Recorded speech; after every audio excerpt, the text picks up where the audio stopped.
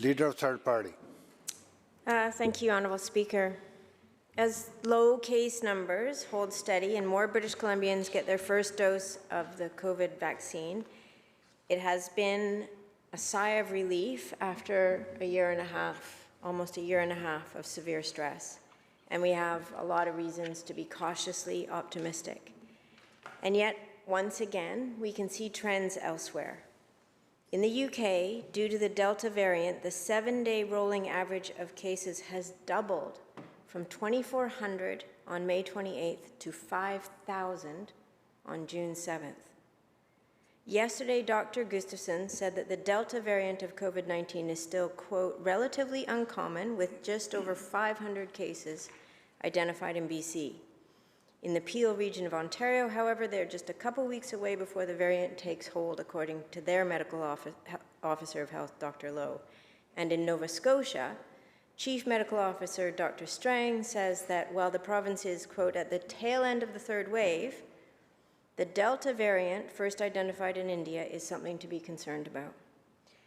The emerging information, Dr. Strang says, about the Delta variant shows it is more easily transmitted and not as well protected against by one dose of the vaccine.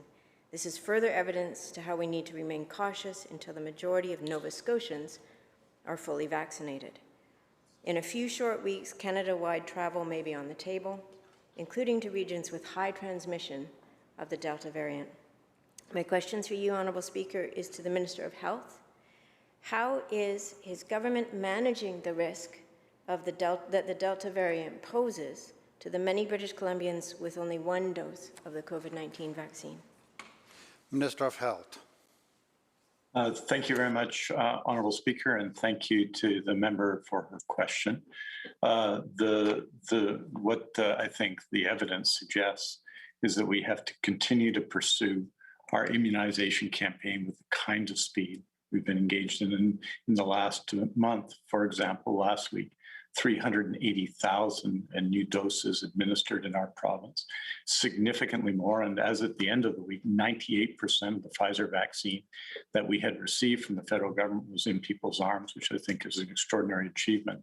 It's also the reason why we have taken a step-by-step plan to limiting or easing restrictions in British Columbia, such that the step 2 will not occur before June 15th, and the step 3, under any circumstances, won't occur before July 1st.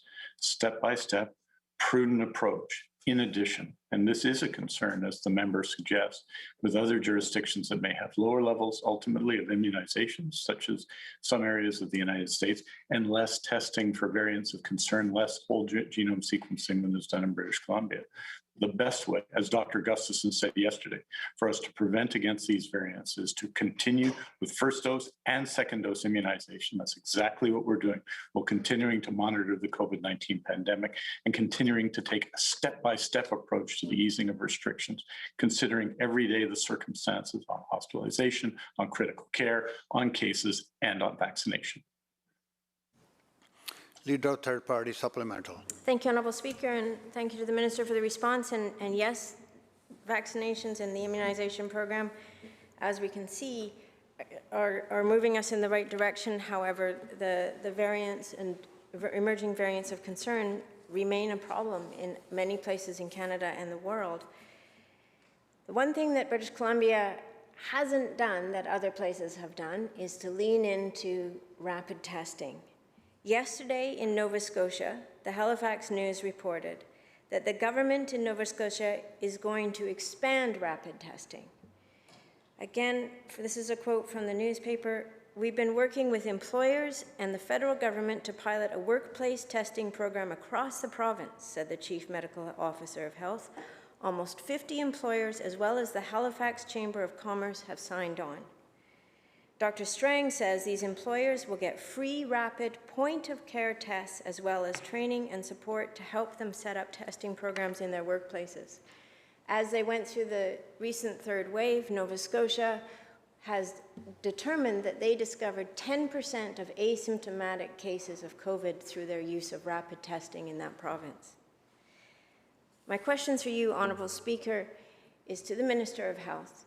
We've learned a lot in the last 16 months about COVID-19, we've been able to look at other jurisdictions and how they've responded and what has been successful and not.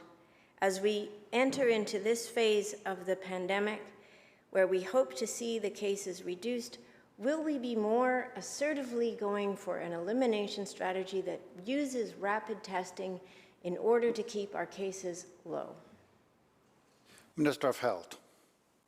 Well, Honourable Speaker, one thing that has worked in British Columbia, and we've seen it as other jurisdictions have reviewed what has happened, especially with respect to testing, we have done in British Columbia, is have our provincial health officer and our medical health officers lead on the question of testing, to use the gold standard PCR testing principally, and to incrementally use more rapid testing, which is what we're doing right now. We will continue to follow that advice of experts, of putting the resources and the means in the hands of experts to deal and to reduce the transmission of COVID-19 in British Columbia. I think that is and continues to be the right course. Of course, the government and public health does not always get it right, but we have continued to adapt and put the resources in the hands of those that can make the best decisions for all of us. And we're going to continue to do that. There will be, and there will continue to be, as the technology improves, greater and greater use of rapid testing in British Columbia, as there are in other jurisdictions. And the decisions around what we should do in that regard will be led by public health, as they have been from the beginning of this pandemic.